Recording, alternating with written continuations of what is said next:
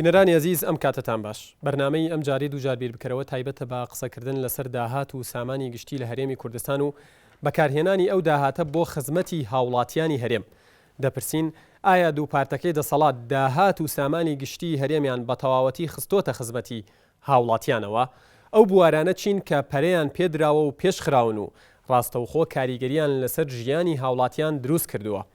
دەوترێت داهاتی نەوت و گاز کە سامانگەلێکی سروشتین و گشتین چەند کەسێکی کەم دەزانن چەندە و کەمترینیشی بۆ هاوڵاتیان سرف نەکراوە. ئەم بۆ چوونە تا چەندە تەواوە؟ ئایا سامانی گشتی دەچێتە گیرفانی چەند کەسێکی دیاری کراوەوە یان دادوەرانە بۆ میلەت سرف دەکرێت؟ ئەی بۆچی ئەو بۆ چوونە زاڵە کە پارتی و یەکێتی داهات و سامانی گشتی بەهەدەر دەدەن و هێندەی مناڵ و کەسوکاریان و دواتریش هەوادار و ئەندامە دڵسۆزەکانی حزبەکانیان ئەو داهاتە سوودمەندن هاوڵاتیانی هەرێم لێی سوودمەند نین. وەک چۆن بەرەمهێنان و فرۆشتنی نەوت و گاز ساڵ دوای ساڵ لەم هەرێمە زیاتر دەبێت. مافی هاوڵاتیان نییە گەر بپرسن ئەو داهاتە چی بۆ منی هاوڵاتی تێدایە و تا چه ئاستێک خراوەتە خزمەتی منەوە وەکو تاکێکی هەرێمی کوردستان. بەڵێ بینەرانی ئەزیزم، ئەمانە و چەندین پرسوتەوەری دیکەش دەبن بە باسی گفتوگۆی ئەم ئەڵلقەیی دووجار بیر بکەرەوە بە میوانداری بەڕێزان دلێر مەحموود بڕیاردەری لیژنەی دارایی و ئابووری لە پارلەمانی کوردستان، هەروەها شێرکۆ جەودەت پارلەمانتاری دەرچوو لەسەر لیستی یەکگرتووی ئیسلامی بە خێراتنی هەردوو وڵاتانەکەم سەرچاوماناتن جێی خۆیەتی لێرەدا بە تەواوەتی ینی بە خێراتنی تەواوی ئەو میوانە ئازیزانە بکەین کە خوێندکار و قوتابی زانکۆی سلێمانی و زانکۆی گەشەپێدانی مرۆیین و پێم وا بێ زۆربەی زۆرینەیان یاخود هەمویان لە بەشی ئابووریەوە هاتون و پەیوەستن بە بابەتی گفتوگۆی ئەمڕۆمانەوە بەخێر بێن سەرچاو ئەرکتان کێشاوە. بەڵێ ئێستا تکایە کۆنتڕۆڵەکانتان ئامادەکە نەچینە لای ڕاپرسی یەکەمی ناو بەرنامەکە. تکایە کەسیش دەست بە دەنگدان نەکات تا من ئاگادارتانەکەمەوە. ئایا دوو پارتەکەی دەسەڵات داهات و سامانی گشتی هەرێمیان بە تەواوەتی خستۆتە خزمەتی هاوڵاتیانەوە؟ بەڵێ ژمارەیەکە لەسەر کۆنتڕۆڵەکانتان، نەخێر ژمارە دووە، بڕیارم نەداوە ژمارە سەیە کە ئاگادارم کردنەوە دەست بە دەنگدان بکەن. فەرموون.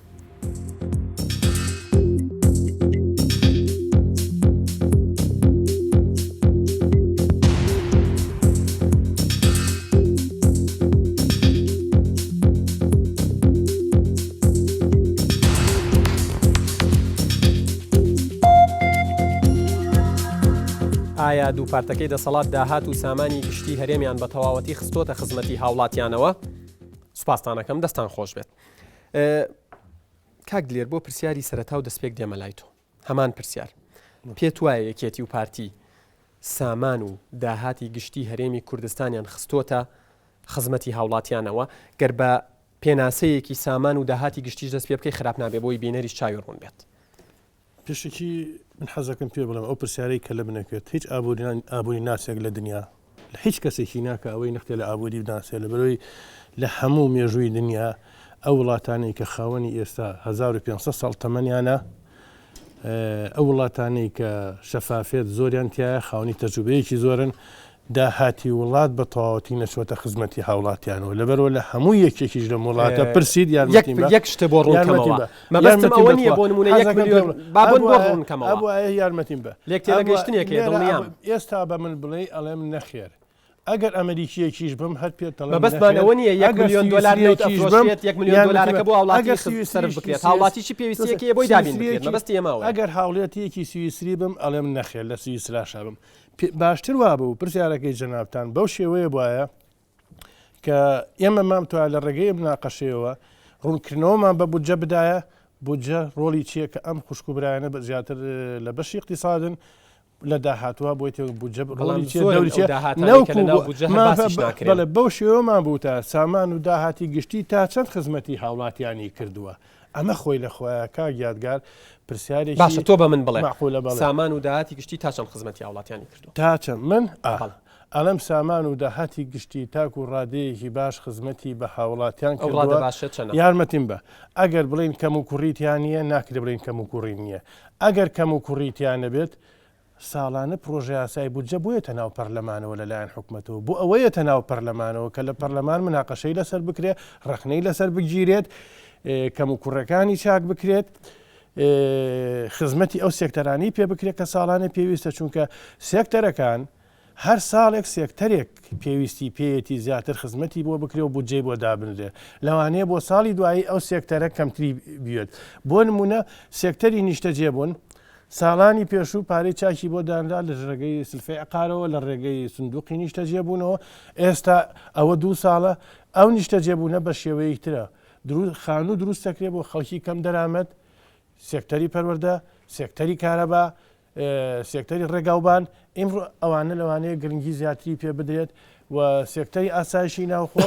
لەبەر ئەوە تاکو و ڕادەیەک من ئەتوانم بڵێم خزمەتی خۆی کردووە بەڵام ئەوەی کە من لێ ڕازیم وەکو ئەندام پەرلەمانیان نەخێلی ڕازانیم داوای چاکترەکەم و باشترەکەم و ئەبێ ئەو ئەندام پەرلەمانانی کە لە دوای ئێمەشە چن وەکو دێنە سەرباسی ڕۆڵی پەرلەمان ئەبێ پێم بڵێ چی سامانی گشتیە بەڵێ بەچی ئەوترێ سامانی گشتی هەش سامانێک هەش داهاتێک کە لە وڵاتە لەسەر زەوی هەیە و لەژێر زەوی هەیە بۆ گشتیە یارمەتی بە بۆچی وشەی گشتی لە یارمەتی سامانەکەەوە هەیەتە پێشەوانێ وەکو زەویش هەمووی گشتیە هەمووی سامانی خەڵکە بەڵام ئەو ئیدارەیە چۆن تەنزیمی ئەکا چۆن ڕێکی ئەخا چۆن ئەتوانێت خزمەتی بیخاتە خزمەتی هاوڵاتیانەوە ئەو زەویەی کە تەجاوزی ئەکرێتە سەر ئەو زەویەی کە ئەیرێ بە من بەدایان 1000 دۆلم و ئەیکەم بە مەقەڕێکی حیزبیەوە سامانی گشتیە بەڵام قسەکە لەسەر نەوت و گازە هەموو شتێ سامانی گشتیە نەوت گاز ئەزانین چۆنە کێمە باسی بودجاکەین بودجە بریتێ لە چی بودجە بریتێ لە داهات و خەرجیەکان داهات و خەرجی داهات و ئەو لە کاتی پرۆژه هاسی بودجە داهات و خەرجی خەمڵێنراوە تەقدیرەکرێ بە ئەوەنە لە کاتی حساباتی خیتامیشە ئەبێتە فعلی ئەو داهات و خەرجیانەی کە ئێستا کاگلێر من هێشتا وەرنەگرتوەوە بڵێ وەڵامی پرسیارەکەم وەرنەگرتوەوە تا چەندە ئەو نەوتەی ئەفرۆشێت داهاتەکەی بۆ خزمەتی هاوڵاتیان بەکارهێنراوە ئەجاین چۆنە پێشەکی حەزەکەم شتێک پێم کە من هاتمتیان بوو لەسەر مەسەلەی بودجە لەسەر مەسەلەی بودجە لەسەر مەسەلەی داهاتی سامانی نەوت بەشێکە لە بودجە سەریکە نەوت و غاز بەجێکە لە بودجە ینی ئەو داهاتی نەوت لە بودجەی ئاماژەی پێدرێت یارمەتیم بە نەخێر ئێمە لە کاتی بودجا بۆ نمونە ئێستا ئەڵێن بودجەی ساڵی 2013 کە خەمڵێنرا بوو بریتی بوو لە چی بریتی بوو لە 16 تریلیۆن و 942 ملیار و 749 ملیۆن دینار ئەمە سامانی نەوت و غازی مەسەلەی پارەی نەوتیتیانە بووە یارمەتیم بە مەسەلەی نەوت و غازی تیانە بووە مەسەلەی نەوت و غاز بە پێی قسەی وەزیری داراییش خۆی ئەڵێ من ئەوە لە حسابێکی تایبەتی خۆیان ئێمە دێک دووەم شت ئەوەی کە ئەهاو خەرجیەکانی نەوت کە ئەهاو لە دەرەوەی بودجە ئەوە داناغازەڵێ زیاد لە 10 ملیۆن دلاری گەڕاندوتەوە بۆ حکوومەت لەو ماوەیەدا توارمەتیم بە ئەوانەی کارانە ئەچنە کوێ بڵێ ئەوەی کە ئەهاو پارەی نەوت لە دەرەوەی بودجە ئەهاو بۆ نمونە بە راپۆرتێکی بە نووسراوێکی تایبەتە هاو هەموو ئەندام پەرلەمانەکان هەر 111 دیومانە کەسی خۆی لێ ئاگار نەکات هەموو هەر 111 لێ دیومانە بۆ نمونە 250 ملیۆن دینار 250 ملیۆن دلار هاو بە تایبەتی وتیان لەبەر حکوومەتی عێراقی کەمتر ئاگار لە ناو بودجەی گشتیانە بێ بودجەی گشتی بێت ئەبێت سبەینە بیگەڕێنینەوە بۆ ئەوە هاو بۆ دروستکردنی 3000 خانوو بۆ کەسوکاری شەیدان و ئەنفال کراوەکان ئەوەی کە ئێستا پێڵەن خانۆ خۆکردەکان کەڕەتێکی تر هەر ئەوە بوو لە دەمی جێگری سەرۆکی حکوومەتی هەرێمی کوردستانەوە هەمووتان گوێتان لێبوو لەسەر کەناڵەکانی تەلەڤیزیۆن ئەلە 250 ملیۆن دیناری ترمان بۆ ئیدارەی گەرمیان معنە ئەوەیە داهاتی نەوت و غاز یارمەتیم بە نانە نەوت و غاز بەجیا لە بودجە بۆ من لەسەر بودجە زیاتر ئەوەی کە لای منە بۆ نمونە کە ئەڵی ساڵی 2013 پێم ئەڵی ساڵی 2013 چەند بووە ساڵی 2012 چەند بووە و چەندی چۆتە خزمەتی هاوڵاتیانەوە و ئەو پرۆژانە چیان پیان کراوە وایوانە ئەوە یارمەتیم لەسەر دەیان ملیار یارمەتیم بە اینجا لەوانەیە چەند پارەی تریش بۆ زانکۆکان سەرفکرا بەڵام من لەگەڵیانیم ئەویش بە شێوەیە لەبەر من ئاگاداری ئەو بودجەیەم بۆی تێڕوانکو بودجەی گشتی لەسەر مەسەلەیە بزانین بەڵێ کاک شێرکۆ دووبارە بەخێربێ هەمان پرسیار کاک محەممەد لێرەڵێت بە تەواوەتی ئەمە لە هیچ شوێنێکی دنیا نیە بخرێتە خزمەتی هاوڵاتیانە با من پرسیارەکەم بگۆڕم وەکو پێویست خراوەتە خزمەتی هاوڵاتیانەوە نای خۆی بەخشندە و میهرەبان طبعا مەسلەی بودجەی گشتی کە پێوترێ public finance system لە دنیاە بەوە حساب ناکرێ ئایا صرف کراوە هەموو یا صرف نەکراوە بەڕادەی گەشە سندنەکەی صرفەکرێ حساب بکرێ بەڕادەی ئەوەی کە چەند ئەم پارەیە کە داهات و سەروەتی ئەم وڵاتەیە ئەم هەرێمەیە چەند دواتر زیای کردووە چەند گەیشتۆ بە هاوڵاتیان بۆیە پرسیارەکەی جەنابەت کە باست کرد لە گشتی لە پەبلیکایە پەبلیک یعنی عامی خەڵک یعنی ئەمە سەروەتی میلەتە ئەم سەروەتی میلەتە بۆ میلەت صرف کراوە نەخێر بە پێی پێویست نییە بە پێی پێویست نییە ئێستا بە داتا و بە ڕقم ئەیسەلمێنی کە چۆن بە پێی پێویست نییە لە سوید لە 12 گەشەی داراییکەوە پێوەرێکی گەشە سندنی مرۆییە کە فاینەنس دیڤلۆپمنتی پێوترێ لە 12 گەشەی کردووە یعنی ئەو پارەی کە مالی گشتیە و ماڵی گشتیە کاتێک کە ساڵانە بۆ بودجە دانراوە بۆ مەسرۆفاتی خەڵک دانراوە بۆ خزمەتکردنی خەڵک دانراوە لە 12 گەشەی کردووە لەبەرەوەی ئیسیسماراتی پێکرد حکومت پلان و استراتیژ و دیدگە و ڕوئیەی وازەحی هەبووە بۆ داهاتوو ساڵانە لە 12 گەشەی پێکردووە لە ئەمریکا لە 3 گەشەی پێکردووە لە سین لە 9 گەشەی پێکردووە چۆن ئەو قسەی ئەکرێ وەڵا پارە بە داهاتی هەرێم بەتەواوەتی صرف ناکرێت نەک هەر بەتەواوەتی ئەبێ صرف بکرێت بەڵکو ئەبێ گەشە سەندنی شتیان ڕوو بدە سیاسەتی دارایی سەرکەوتوو ئەو سیاسەتەیە کە پارە و داهات زیاد بکە بۆی کە باشتر بگا بە هاوڵاتیان سیاسەتی دارایی هەرێمی کوردستان سیاسەتێکی سەرکەوتووە ئەو شێوازە من ناتوان بڵێم سیستم چونکە سیستمی دارایی نییە لە هەرێمی کوردستانە ناوێنم شێواز ئەو شێوازی دارایی کە ئەبێ ئەم شتە تحقیق بکە و بهێنێتە دی ئەو کاتە ئەتوانین پێ بڵێ سەرکەوتووە و ئیشی خۆی کردووە ئەمەی کە لە هەرێمی کوردستانە ئێستا جێبەجێکرێت لە 11 یعنی بڵێن لە هەموو عالەما کە 1970 وڵاتە لە نەتۆیەگرتوەکان 11 وڵات ماوە بەم شێوازی هەرێمی کوردستان کاروباری دارایی لە هەموو جیهانە لە هەموو جیهانە اینجا ئەم دارایی هەرێمی کوردستان تا ئێستا پلانێکی استراتیژی دارایی نییە ڕوئیەیەکی مستەقبەلی نییە سیستمەکەی سیستمی ساڵانەیە بەغا بەو شێواویەی هەوڵەیە ئێستا بۆ ئەوەی کە سیستمی دارەکەی بێ بە 3 ساڵی لەبەرەوەی کە بتوانێت فریای هەنێک لە قەیران استراتیژیەکان بکەوێ ئەم سیستمی دارایی ئەم شێوازی دارایی لە هەرێمی کوردستان تا ئێستا ئایندەبینیەک ئامانجێکی استراتیژی ئەولەویاتێک مەرحەلیەتێک دیاریکردنی قەیران استراتیژیەکان ئایندەی ئەم پارەیە کە سەرفێکین دواتر جەدواکەی ئەبێت چیمان بۆ تەحقیقکە هەروە پارە هەڵڕێژینە ناو سەکتەری نیشتە جێبوون و دواتر بینایی گەورە دروست بکرێ بۆ هەنێک دەوڵەمەند و فەقیر و هەژار لێی بێبەش بێ ئەوە پارە هەڵڕێژینە ناو مەسلەی ڕێگاوبان و ئەمانە و دوای سیرەکەی ڕێگاوبانەکانیش بە پێی پێویست نییە و خەڵکیش بە پێی پێویست سوودی لێ وەرنەگرتووە ئاوا پارە بخینە سەکتەرەکانەوە کە بە شەرتێک ئەولەویات و پێوەرەکانی بڵین هەڵسەنگاندنی جەدوای ئەو سەکتەرانە چەند سوودیان وەرگرتووە چەند هاوڵاتی سوودی لەو قتاعی خۆی وەرگرتووە نییە لە حساباتی ختامی ساڵانەیە کە ئەبێ لە هەرێمی کوردستانە ساڵانە پێمان بڵێن ئەم ساڵ پارەمان سەرف کرد جەدواکەی بەنگلیزیڵە سۆوەت یعنی جەدواکەی چی بوو ئەم پارەیەمان سەرف کرد بۆ کەرتی نیشتە جێبوون ئایا کێشەی نیشتە جێبوونی کەم کردەوە ئایا هاوڵاتی ئیسفادی نیەشتیوا لە هەرێمی کوردستانە بۆ نەکراوە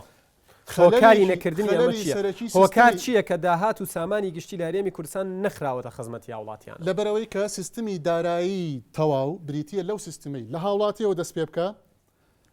بکرێ بە پلان و بەرنامە و بە یاسا و بە قوانین لە ڕێی پەرلەمان و حکوومەتەوە جێبەجێ بکرێ بە سەرکەوتووی دواتر هاوڵاتی هەڵسەنگاندنی بۆ بکە هاوڵاتی کە خاوەنی سەروەتە پەبلیکە گشتیەکەیە ئەبێ ئەو پێمان بڵێ ئەم پارەی ئەو لە نەوت لە کانزاکان لە داهاتەکان باش سەرف کراوە بووی یا بەرسەر هۆکاری نەبوونی ئەم شتە چییە؟ بوونی گەندەڵیە نەبوونی ئیدارەیە بوونی گەندەڵیە بوونی لاوازی شێوازەکانی کارکردنە تەدەخولی حزبیە بەرژەوەندی حزبیە بەرژەوەندی تاکە کەسیە ئەمانەی هەمووتیایە و ئەوەی کە ئێمەوا بڵێن وڵا لە بەرەوەی لە سوید و لە ئەمریکا و ئەبێ پارەکان هەمووی لەوێش بە هەمووی سەرف نەکە بۆ شێوە نەکراوە وان نییە لە هەرێمی کوردستانە ئەو قەیرانانی تەدەخولاتی حزبی بەرژەوەندی شەخصی دروستبوونی کوتەلی دارایی گەورە لە شاری سلەیمانیە بەپێی داتای ژووری بازرگانی لە ساڵی 2023 تەنها 100 ملیۆنێر هەبووە لەم شاری سلەیمانیە لە 2013 گەیشتۆ 2900 ملیۆنێر ئەم فەرقە طەبەقیە ئەگەر بەهۆی فەشەلی سیستمی یا شێوازی دارایی لە هەرێمی کوردستانە کە بەکارهێنرێ نەبوو بێ بۆچی ئەم فەرقە طەبەقیە دروست بوو ڕۆژ بەدا ڕۆژیش زیا ئەبێ ئەوەش حاڵی قوتابخانە و زانکۆکان ئەمانەیە لەبەرەوە سیستمێکی دارایی یا شێوازێکی دارایی پلان و استراتیژ و ڕوئیەی وازەح نەبێ سیاساتی دارایی نەبێ سەرچاوی دارایی معلوم نەبێ ئەم داهاتانە لەکوێت کاک دلێرە فەرمێ کێن ئەوانەی یاری بە مقدراتی نەوتەکەن لە هەرێمی کوردستان و نایخەنە خزمەتی وڵات ئەوانەی کە تا ئێستا شکستیان هێنا لە ئیدارەی دارایی هەرێمی کوردستان بە سەرکەوتوی و پارتین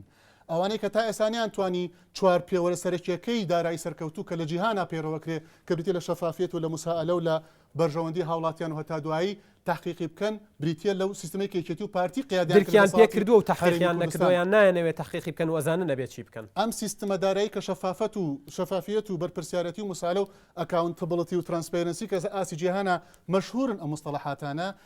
بە کەسانێک جێبەجێ ناکرێت کە ئیسلاحاتیان پێ نەکرێت بە کەسانێک جێبەجێ ناکرێت کە دەرەقەتی خۆیان نێن بە کەسانێک جێبەجێ ناکرێت کە دەرەقەتی ئەو کوت لە داراییە گەورانە نێن کە بوون بە سەرمایهداری گەورە و ئێستا چوونەتە معادلاتی جیهانی و دەوڵەتی بۆ پارەپەیاکردن چوونەتە سەر شادەمارەکانی علاقاتی نەوتی و سەفقاتی نەوتی جیهانی ئەکەن ئەمڕۆ شاریان کڕیوەتەوە لە دەروی وڵات نەک لە هەرێمی کوردستان چۆن سیستمی دارایی بۆچی خراپە هەرێمی کوردستان خراوەتە سەر نەخشەی گازی ژیانی بۆ نمونە بۆری نەوتەبینی بۆری گازەبینی بەرەو تورکیا چێ بەرە وڵاتانی ئەوروپا بۆچی ئەمە خراپە کە ئەو داهاتی نەوتە لە ژیاتی ئەوەی هەر لە ژێرە و زەویە بمێنێتەوە خراوەتە گەڕ و ئیستیسماری پێیەکرێ ئەوەتانێ ئەوترێت قەبارەی وەبەرهێنان لە کوردستان گەیشتۆتە 31 میلیارد دلار ڕاستە کەس نەیوتوە خراپە ئێمە سەرۆتی نەوتی خۆمان بەکاربێنین قسەکە لەسەر ئەوەیە کە سەرۆتی نەوتی خۆمان شەفاف بێ داهاتەکەی دیار بێ سندوقی نەوت کە دلێرە فەرمێ چۆتە حسابی دارایی نەوتەچێت حسابێکی تایبەتەوە ئەو حسابە تایبەتە چییە سندوقی نەوت لە پەرلەمانە کە داواکرا کە بێت ئقرار بکرێ بۆی کە داهاتی نەوت بچێتە ناوی ئقرارتان نەکرد لە پەرلەمانی ڕابردوو بۆ جوابی ئەو حسابە تایبەتیە نهانی پرسیایەتیشم هەیە ئەو حسابە تایبەتی کە ئەفەرمێ داهاتی نەوت ئەچێتە ناوی کە من تەحەداکەم جەنابیشت نازانی لەکوێ ئەو حسابە تایبەتی و چەند کەسێک نەبێ لە هەرێمی کوردستان ئەوە لەکوێیە اینجا ئەم داهاتی هەرێمی کوردستانە بۆ ساڵی 2014 ئەبێتە 24 میلیارد دلار عێراق 150 میلیارد دلار تقریبا داهاتێتی لە 2014 لە 2013 هەرێمی کوردستان نزیکەی 20 میلیارد دلار بە داهاتی نەوت ئەمە باس لە گومرگ نییە باس لە زەریبە نیە باس لە داهاتی حکومەت و دەوائری حکومەت هاوڵاتیەک ڕێن بە ئەم ڕقەمەش بڵێم چەند بووە تەنامەوێت لەسەر لە 2013 هاوڵاتیەک بووایە بای 350 دلار یەک هاوڵات ینی ماڵێکی پێنج نەفەری زیاتر لە 18 وەرەقی حەڤە وەرەقی مانگی بەر ئەکەوت بە خەدەمات و بین ئەوانە بە هاوڵاتیان لە خۆیان بەقەدەر ئەوە داهاتی نەوت نزیکەی ئەوەی لە عێراقەوە بێ هاتووە نزیکەی 20 میلیارد دلار بەڵێ کاک دلێر ئەوترێت لە بوونی ئەو داهاتە گەورەی کە کاک شێرکۆش ئاماژەی پێدا ڕایەک هەیە ئەڵێت کارەساتە لەم وڵاتەیە ئەو هەموو داهاتە هەبێ هێشتا هاوڵاتی تەبێ کرێکی بێ هێشتا ئەو ژمارە زۆری گەنج هەبێ جگە لەوانی کە تەخەڕجەکەن و دانامەزرێن چونکە لێرەدا هەر ئەوە هەیە لە باختصاسەکەی خۆی مامۆستای کوردی بیکەی بە مامۆستای کوردی خۆتەزانی هیچ دەستێکی کاری تر پێویست نییە وەڵامی تۆ و تعلیقشت لەسەر کۆی قسەکانی